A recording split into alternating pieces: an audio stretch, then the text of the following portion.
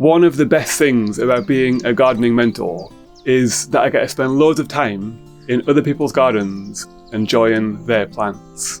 And I wanted to share some of the plants that I've seen over the last few weeks with you now, in case it gives you some inspiration and helps you to choose some beautiful spring flowering plants to grow in your own garden. So let's jump straight into it. Actually, I got distracted before I could even get to a client's garden. This first plant was just growing by the side of the road, and I had to stop for a closer look.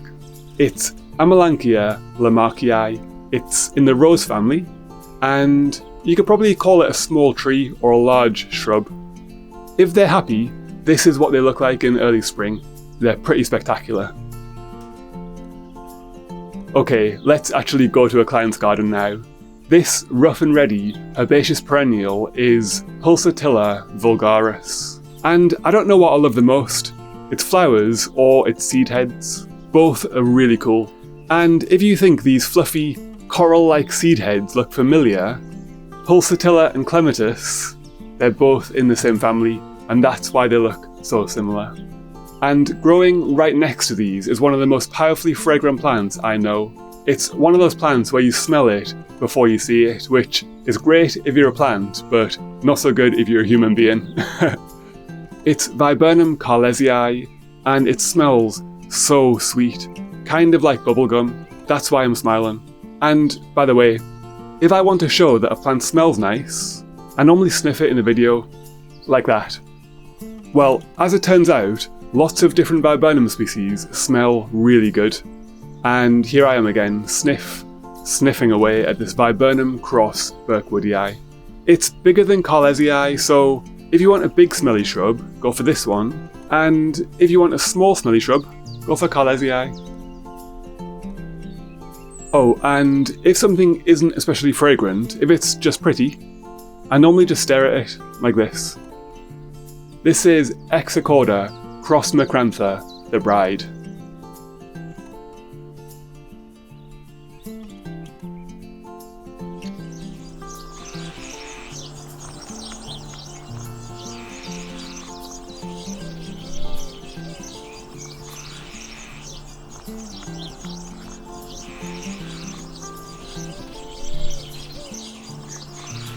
And just for context, this is early spring, so most of these plants are flowering around the same time as the oilseed rape.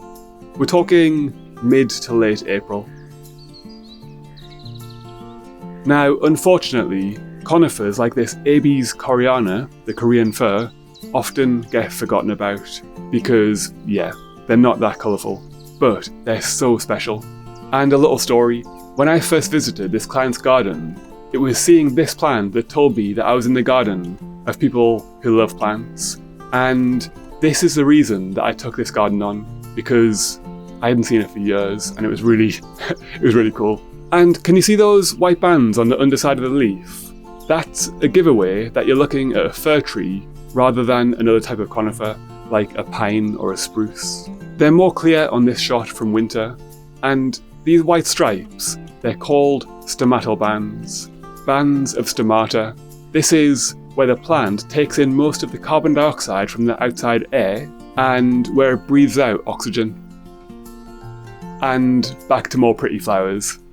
Here's a lovely Geranium pyrenaicum Bill Wallace, growing in a patch of early flowering meadow alongside Fritillaria meleagris, the snake's head fritillary. I love that name. And they're both growing underneath this Chinese red birch with its absolutely mesmerising, peely, delicious, tactile, tactile is better than delicious, I don't know what I was thinking. It's tactile red bark. Okay, and now to a different garden. What do you think of these cherry trees? They're absolutely massive, and this is how they used to grow them back in the day. They would harvest the fruit with tall ladders, which nowadays is unheard of. And I realise that these are far too big for most home gardens. But check this cherry tree out in our home garden. It's a Morello cherry, and although this one is still young and it will grow bigger, it won't get anywhere near as big as those other ones because it's on a semi-dwarfing rootstock. Okay, let's finish with this hydrangea quercifolia. The name means leaves like an oak, and you can see why. I love that they have this vibrant young growth alongside the crispy old flower heads from last year. I love that contrast. Okay, I hope you've really enjoyed this video. I hope you found some inspiration. Maybe there's 1 or 2 plants that you could incorporate into your own garden, or at the very least, buy as a present for a friend or maybe a family member. Plants are really good gifts. Okay, please like and subscribe. Leave a comment if you can. I always enjoy reading them and also replying to them. I'm always up for talking about plants. So please leave a comment. I'll be back in our garden next time, and I'll see you then. Happy gardening. Bye.